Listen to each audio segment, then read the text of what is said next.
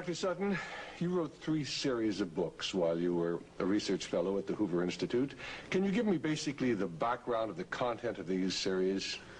Yes, the series I wrote at the Hoover Institution at Stanford University concerned the transfers of Western technology to the Soviet Union, and essentially it comprised 3 individual books. Each book covers a period of time since 1917. And then you wrote a second series of books on Wall Street. Yes, these were trade books. In other words, they're not academic books. They're written for the general public. They concerned the build-up of the 3 types of socialism: Bolshevik socialism in Russia, what we might call welfare socialism in the United States, and Hitlerian or National Socialism. And each book examines the financing and the contributions made by Wall Street, by international bankers, to the development of that specific form of socialism. Now, in your research and analysis, and your efforts to bring out the facts about what was going on in our society, did you encounter any effort to discourage you, to prevent you from bringing out the background of America's involvement in the financing of international communism? Yes, very definitely. For example, when I was at the Hoover Institution, in 1972, I went to Miami Beach to give some testimony before the Republican National Committee. And although a congressman had hand-delivered to the wire services this testimony, which was later printed, the wire services refused to transmit it to the newspapers. Then when I got back to the Hoover Institution in California, I was called into the office of the director, and I was told in no uncertain terms not to make any more speeches like that, and that this information should not be made public. This was the information that we were giving the Soviet Union the technology to develop its war potential? Oh yes, at that time we were in Vietnam, and as you know, the Soviets were supplying the North Vietnamese. This was 1972? 1972, yes. And for example, I knew that the Gorky plant, which was built by the Ford Motor Company, the Gorky plant in Russia produces the Gaz series of vehicles. The Gaz vehicles had been seen on the Ho Chi Minh Trail. We were supplying equipment to the Gorky plant in the middle of the Vietnamese War, and these trucks were being used to carry ammunition supplies, which were killing Americans. I thought this was morally wrong, and I said so at Miami Beach and at the Hoover Institution. And it was this type of information that was suppressed. And so what eventually happened as far as your activities at the Hoover Institution were concerned? Well, I didn't pay much heed to the warnings. I published a book called National Suicide in the following year, which summarized our assistance to the Soviets, our military assistance to the Soviets. And when that book came out, again, there was great pressure to stop the book. There was pressure on both the publishers and me personally. And I felt I couldn't take this, and a few years later I just left the Hoover Institution. Since 1975 I've been an independent author without any ties whatsoever. Let's go a little bit into the background of the financing of the German war machine that we fought in the period 1941 to 1945.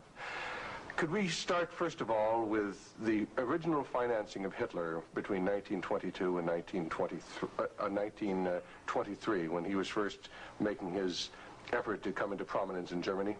The original financing of Hitler, that's in the years 1922, came only partly from Germany. One of the most prominent Americans concerned with financing Hitler was Henry Ford. In fact, Henry Ford received a medal in 1938 for his assistance to the early Nazi Party. Then, of course, Hitler had his attempted push in 1923. He went to jail, and then would begin another era in the rise of Hitler. Right, and of course, he eventually came to power in 1933 by the electoral process. What about the financing of Hitler's electoral activities in 1933? This I can trace. I have traced it very exactly. I discovered amongst the Nuremberg records a series of bank transfer slips to the Delbruck-Schickler Bank in Berlin to an account which was under the control of Rudolf Hess. And this was the fund that was used to finance Hitler's access to power in March 1973. And amongst the corporations that transferred money to Hitler, I find not only R.G. Farben, which is quite widely known, but also German General Electric, AEG, which is under the control of General Electric in the United States, or was at that time, and companies like Osram and... Now, what was the tie-in between Osram and General Electric? The tie-in was a share tie-in. International General Electric in the United States had controlling interest in German General Electric, and also through share interlocks, a controlling interest in Osram in Germany. So then we have Ford and we have General Electric helping to finance Adolf Hitler's rise to power. Were any other large American corporations involved? Very definitely. Standard Oil, through its technical association with IG Farben, for example, Germany could not have gone to war in 1939 without tetraethyl. You need tetraethyl to raise the octane value of aviation gasoline. Germany had no means of doing that. This was developed in the ethyl laboratories in the United States and transferred to the Germans. Standard Oil came up with the hydrogenation idea, which was very essential for Germany in the 1930s, because to raise the quality of its gasoline for aviation purposes. This was transferred to the Nazis. And ITT, for example, International Telephone and Telegraph, was very intimately associated with the Nazis through Dr. Schroeder, who was head of the ITT subsidiaries in Germany. And ITT controlled companies which made not only electrical instruments, but also the Focke-Wulf plant, which made airplanes, fighter airplanes. So what you're suggesting then is that American corporations were helping to finance the German industry that was building up the war potential? American corporations, only a few, not many, financed Hitler through their subsidiaries. They transferred technology. They transferred material assistance, for example, stocks of tetraethyl before the Germans could manufacture it under the joint manufacturing agreement with the United States. And also they financed this. For example, Standard Oil financed in 1933 the development of the gasoline industry in Germany, which was needed to fight World War II. And that's a very interesting point. Could you go a little bit into the background of where Germany got its oil to fight the Second World War? Because certainly Germany doesn't have oil resources. Germany does not have oil resources, that's true. It used in World War II synthetic oil, which it got from coal. And the basic technical processes for the development of oil from coal came from the United States, from essentially from the Standard Oil laboratories, which had this technical assistance agreement with IG Farben.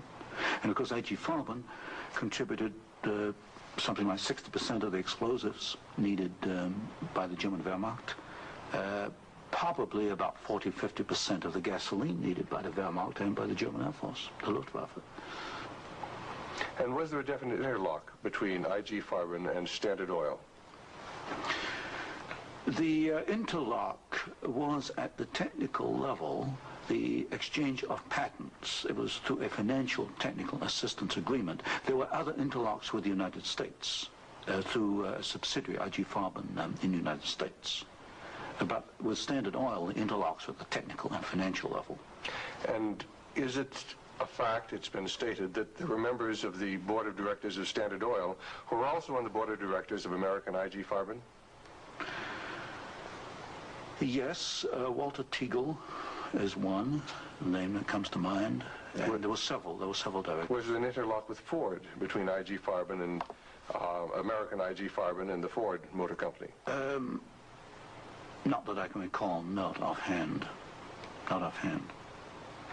So basically what we're seeing then is American industry helping to provide the technology, helping to provide the finance, helping to provide the material that is going to allow Hitler to create his war machine.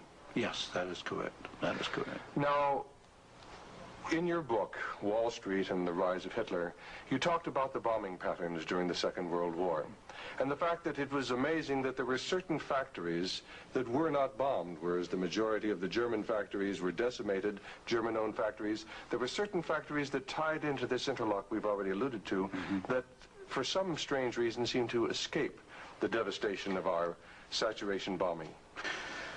In World War II, the German electrical industry was or should have been a prime target for Western bombing. But in practice, the German General Electric plants were not bombed. Of the 10 major plants, not one was bombed, and a half a dozen others had trifling damage, broken windows, that kind of thing. So what we have here is a very interesting case of an industry which should have been bombed in World War II, but was not bombed, and yet we have American ownership, which raises a certain amount of suspicion as to why it was not bombed. But as far as the German-owned electrical companies, did they undergo a rather heavy bombing? I took a look at that. The Siemens plant, for example, they were bombed. There's no question. But the industry was not targeted as a general target. So Siemens, for example, was not bombed as heavily as, say, tank plants or aviation plants, that kind of thing. You mentioned the Ford plant in Cologne. Was this a prime military target? The Ford plant in Cologne should have been a prime military target. For example, the British Air Force, the Royal Air Force, did bomb the Ford plant at Poissy in France. But the Ford plant in Cologne, which was by far the largest Ford plant in Germany, was not bombed in World War II. But did our military planners intend to bomb it? In other words, was it on the aiming report? Well, I did look at the aiming reports for the plants in Cologne. Ford was known about. They knew that it was producing equipment for the Wehrmacht. But it was not bombed. It was scheduled as a target, but it was not bombed. So somewhere along the line, as far as the planning was concerned, the name of the Ford motor plant in Cologne was deleted, and yet the city of Cologne itself was totally decimated. The city of Cologne was decimated, as of course many other cities in Germany were decimated. But somewhere along the line, something happened. I suspect it was in the aiming committees, and without question, orders were sent out not to bomb certain targets, even though these were prime military targets. And that's rather reminiscent of some of the orders that went out during the Korean War, some of the orders that went out during the Vietnamese War to leave specific targets within the enemy's domain untouched by our strategic bombing.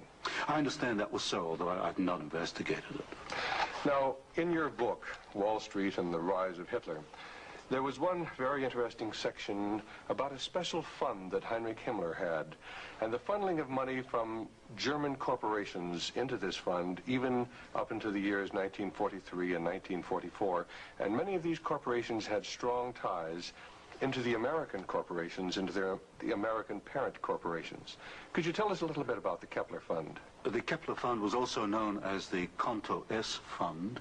It was what we might call Heinrich Himmler's personal slush fund. He used it for his own personal projects. And what amazed me was both in 1933 and in 1944, the 2 years for which I examined the records, over half the funds came from American corporations. For example, in 1933, ITT, Standard Oil, General Electric, and possibly Osram were contributors. Even in 1944, in the middle of World War II, we find that ITT was funneling funds to Heinrich Himmler's fund through Schroeder, who was the chairman of the ITT subsidiaries in Germany. We also find that DEPAG, the Standard Oil subsidiary in Germany, was financing Heinrich Himmler, and this was in the middle of World War II. Now, were these facts ever brought out at the Nuremberg hearings? They were never brought out at the Nuremberg hearings, although the documents do exist within the files, within the records. They have not been published, as far as I know. And you actually had access to these records? Yes, there's some 400 tons of these records available, and many of them were at the Hoover Institution, or copies were at the Hoover Institution, and that's where I found the original documentation. I think it's a tragic part of our history when the American public doesn't realize the interplay then between great American corporations and the financing, the funding of the Nazi movement. Now, I wanted to talk just a little bit about the Nuremberg trials, because at the Nuremberg trials, the Nazis, the Nazi war criminals, the Nazi generals were held specifically guilty for what transpired. Were there any Americans involved? Were any Americans indicted? Were any Americans convicted as far as the financing of the Nazi war movement? Very definitely not. I looked at the criteria for what we might call war crimes under the Nuremberg Tribunal. And there's no question in my mind that certain Americans well fitted the criteria which required indictment and trial, but no Americans were ever brought to trial. Do you think there was any conscious effort to conceal this fact, both from the Nuremberg War Tribunal and from the American public? Well, there was a conscious effort in the fact that these businessmen were very prominent in stating in 1946 that they had no knowledge of what Hitler was doing, and yet they were intimately involved with the build-up with Hitler. I suspect that this was not published in the media at the time, although I've not checked that. But certainly the role of American corporations and American businessmen in aiding Hitler has not been published.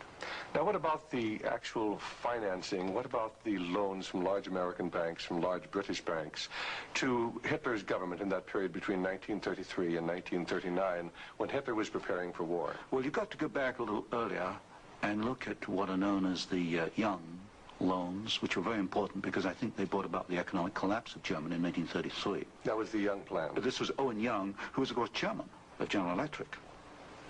Here we got a man who actually made the loans as an officer of the United States government, which brought about the collapse of Germany in 1933, enabling Hitler to take over.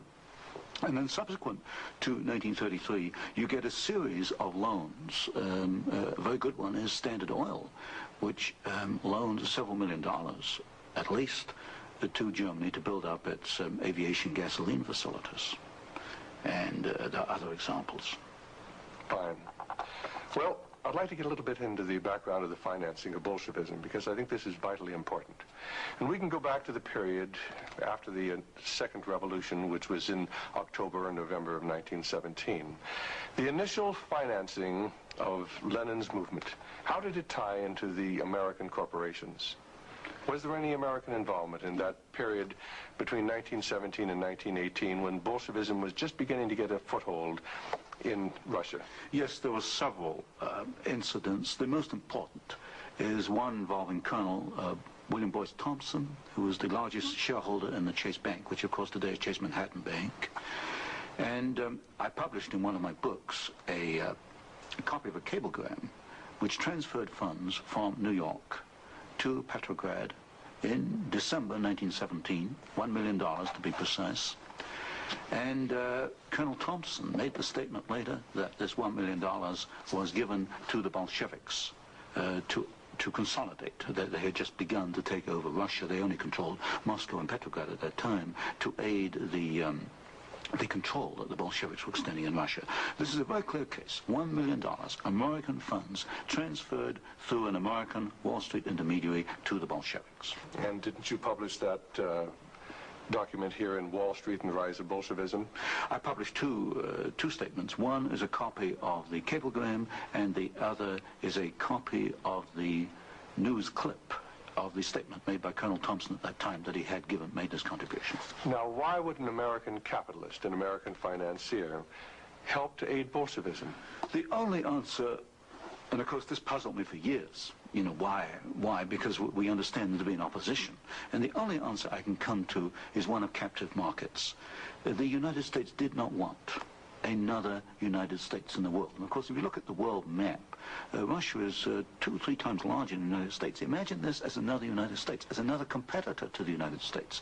What the United States wanted, or Wall Street wanted, was a captive market. And of course, socialism is a captive market because my earlier studies at Stanford University have brought out the fact that a socialist system cannot innovate. It's got to import innovation and technology from the West.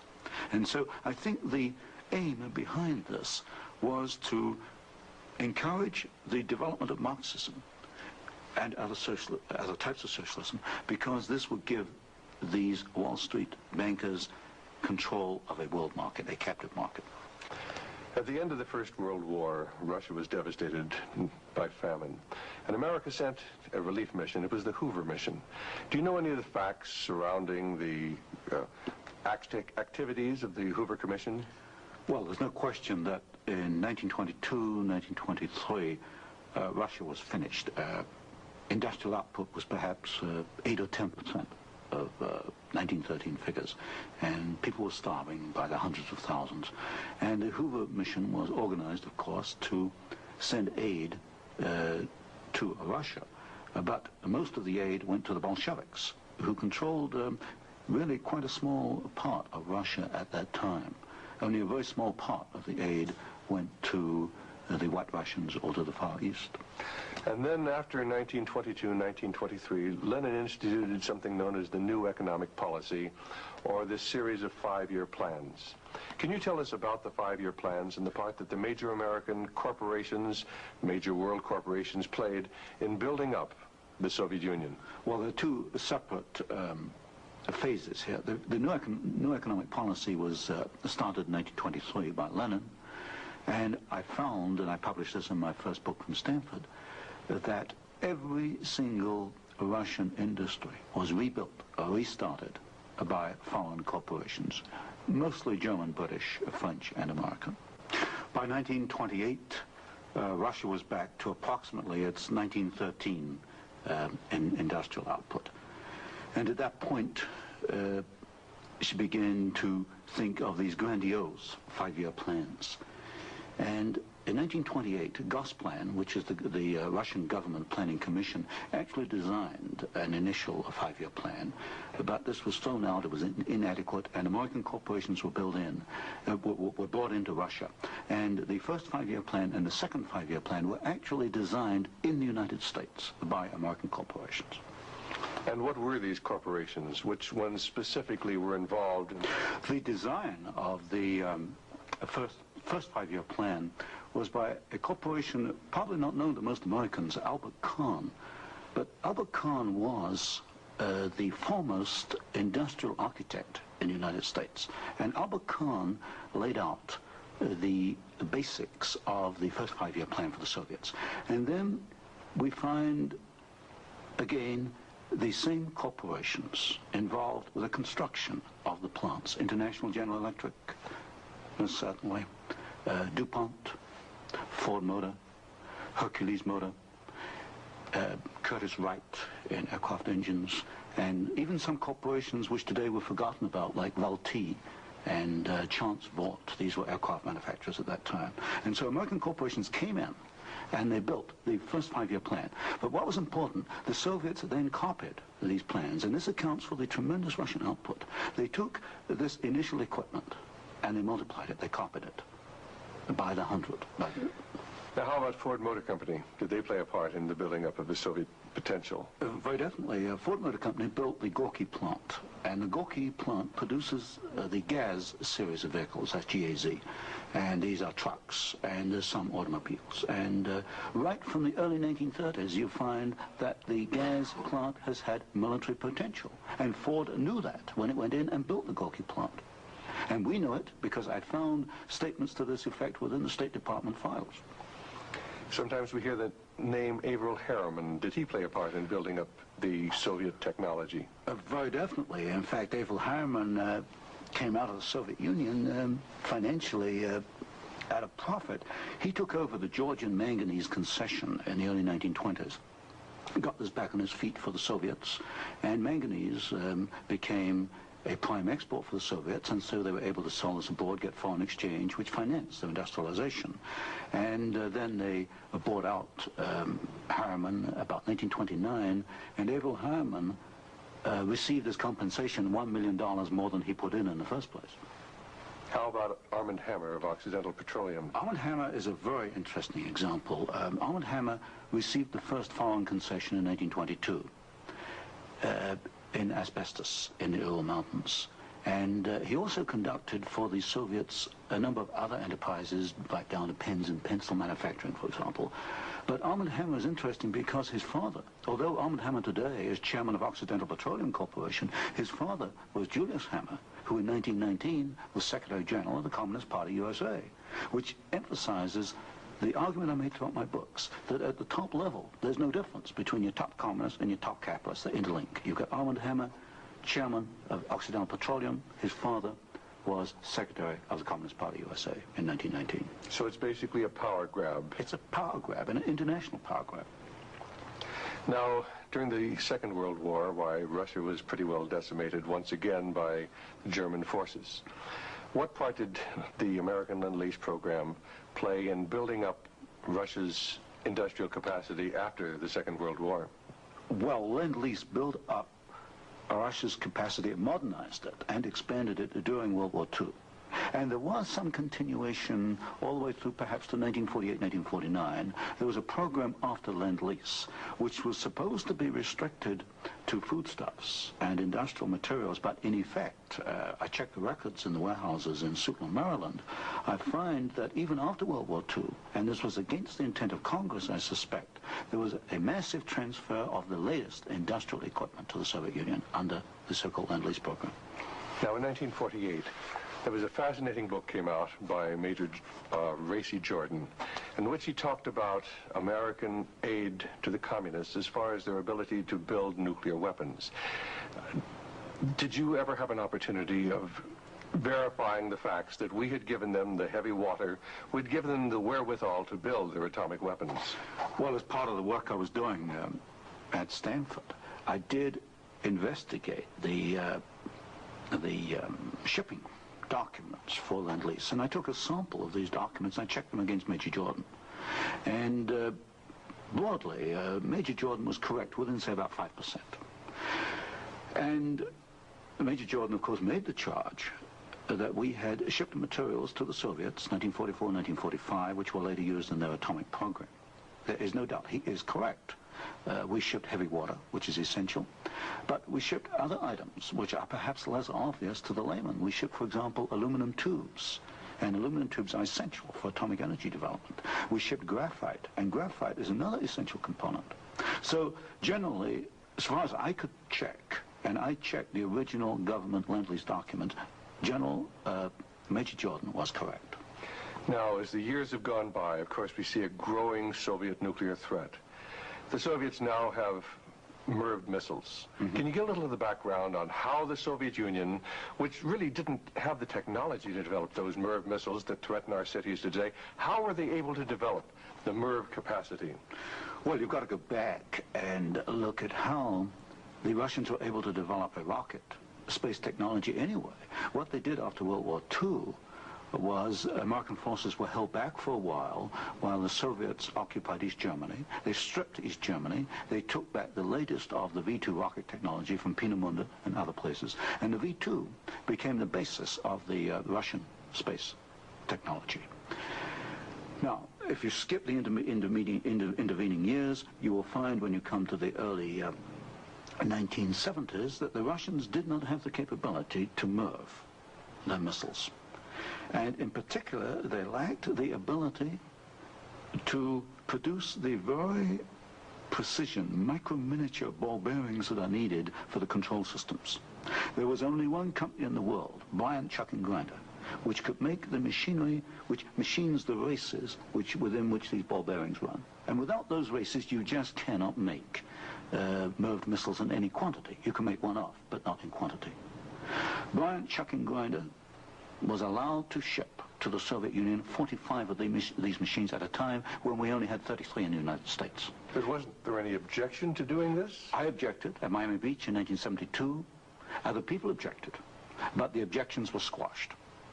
And predominantly at fault here is Henry Kissinger and the incoming administration, the incoming Nixon administration. This was known. I'm sure it was known in DOD. If I knew it, then certainly DOD knew it.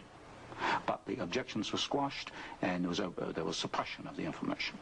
And so once again, we see America building up the military capacity, the nuclear threat from the Soviet Union. Well, this goes, when you talk about MIRVing of missiles, you're talking about a quantum jump in your military technology. Now, I'm not a military man, but to me, the ability to do that is a massive leap forward. And we enabled them to do it, and we did it knowingly and deliberately. During the Vietnamese War, the Soviet Union and the Eastern European satellites were the primary suppliers of war materials to the North Vietnamese who were killing American boys in South Vietnam.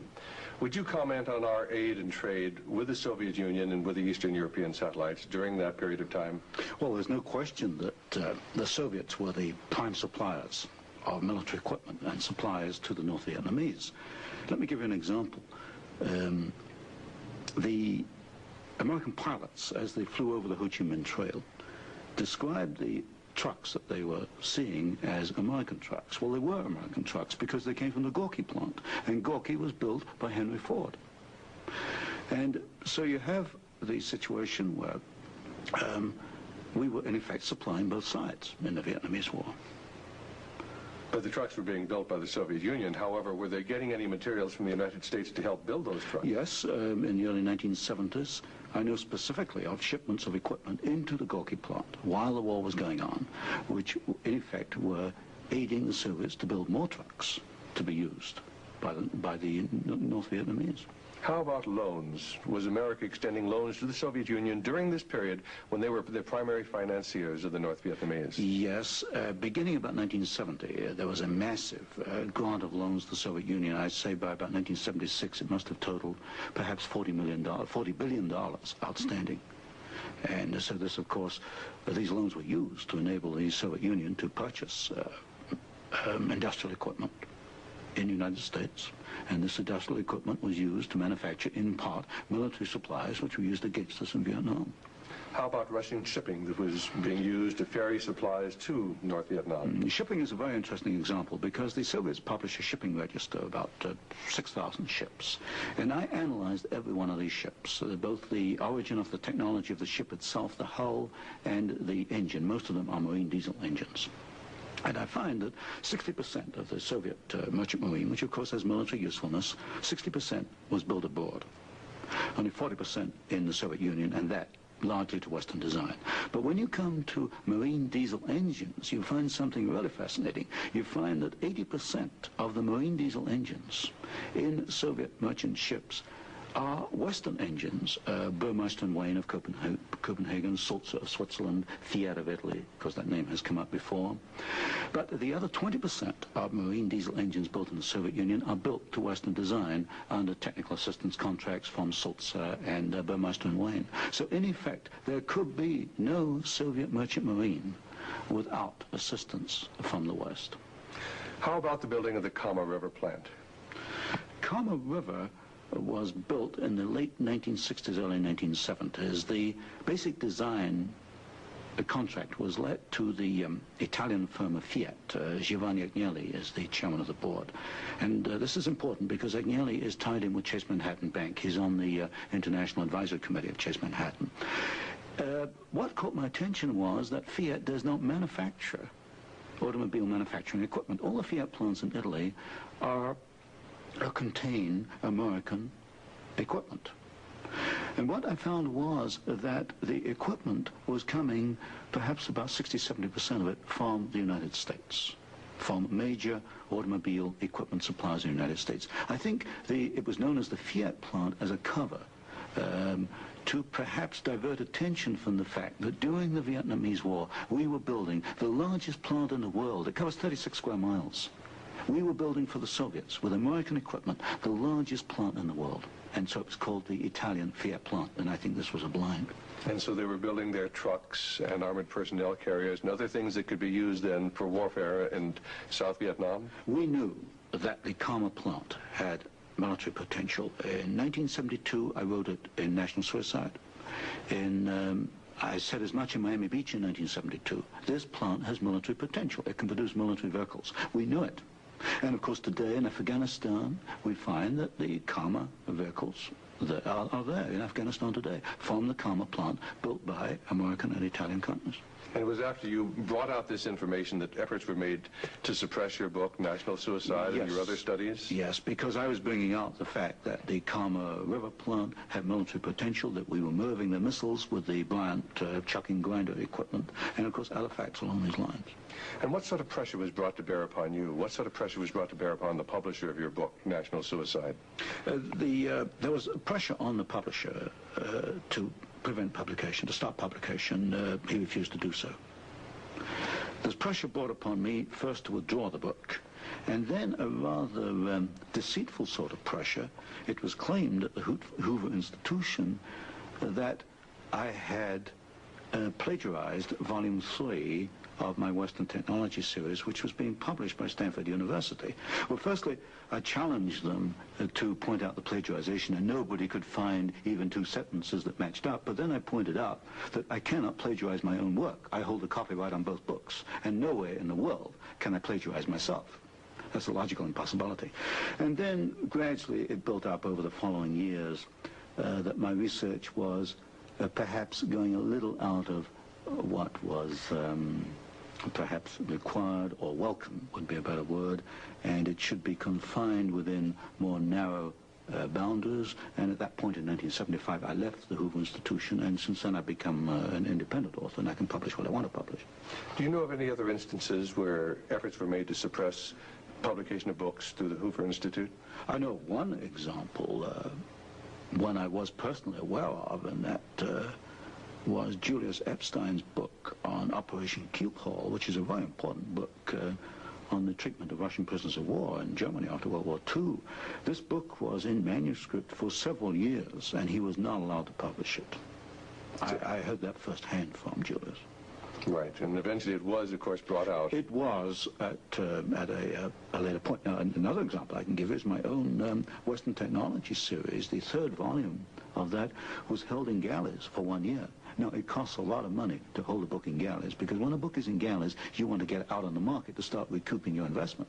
That book was held in galleys for 1 year because it was not politically wise or acceptable to publish it at that time, even though it was an academic book. Now, you've done some fascinating studies on the Trilateral Commission. Can you tell us about the Trilateral Commission? The Trilateral Commission is a private organization founded by David Rockefeller in 1973. It was essentially financed by Rockefeller and some of the foundations, Kettering Foundation, Danforth Foundation, Ford Foundation. Ford Foundation was a very major contributor. And the stated objective is to encourage discussion amongst what they call the trilateral regions. I should point out that of the 300 members, 1/3 come from the United States, 1/3 from Japan, and 1/3 from Europe. But in effect, I find that the actions of the Trilateral Commission are very much self-interested on the part of the international banking community in New York. Now, as far as the Trilateral Commission's influence on the American government is concerned, it's been said that there is a very excessive representation of the Trilateral Commission in Jimmy Carter's cabinet and in Jimmy Carter's administration. Well, excessive is rather an understatement. I think there's some 200 million people in the United States. There are only 77 trilateral members who are American. Out of that 77, I counted no fewer than 18 trilateralists. That's about 1/3 of the American trilateral contingent turns up in the Carter administration. Mr. Carter himself was a trilateral, Mr. Mondale, Mr. Brown, Mr. Vance, Mr. Blumenthal, Mr. Brown, Secretary of Defense. In other words, they occupy all the senior cabinet and sub-cabinet posts. In fact, there's some key committees, intelligence and defense committees, which are only comprised of trilaterals. So here you've got 77 Americans selected by one man, David Rockefeller, who's chairman of Chase Manhattan Bank. And we find that they turn up in the key controlling positions in Washington under the Carter administration. And would this suggest to you that perhaps we do not select the government, that it is selected by these people who work behind the scenes? You can come to no other conclusion. If you look today at who's running for office, you find Mr. Bush is a trilateral, you find Mr. Anderson is a trilateral, Mr. Carter's a trilateral. We find articles appearing in Newsweek magazine, Time magazine, U.S. News and World Report, many of the major media telling us there's really nothing to be concerned about from the Trilateral Commission. Is there any interlock between the Trilateral Commission and the major media in the United States? Yes, there is an interlock, particularly in the news media. For example, the Chicago Sun-Times, the executive editor there, James Hoagie, is a trilateral. You'll find Saul Linowitz is a director of Time magazine. And I think, yes, Henry Schacht is a director of CBS. So there very definitely is an interlock between the trilaterals and the media. And perhaps this is the reason, then, that they rather play down the influence of the Trilateral Commission on contemporary American government. Yes, I had a computer survey made of all articles that have been printed on the Trilateral Commission since 1973. I could find worldwide only 73 articles. Now, what's the relationship between the Trilateral Commission and the Council on Foreign Relations? Well, of course, the Council on Foreign Relations is a much older organization founded in 1920. I did a study in which I compared trilaterals with or without membership in the CFR, Council on Foreign Relations. I find there's something over 50% overlap.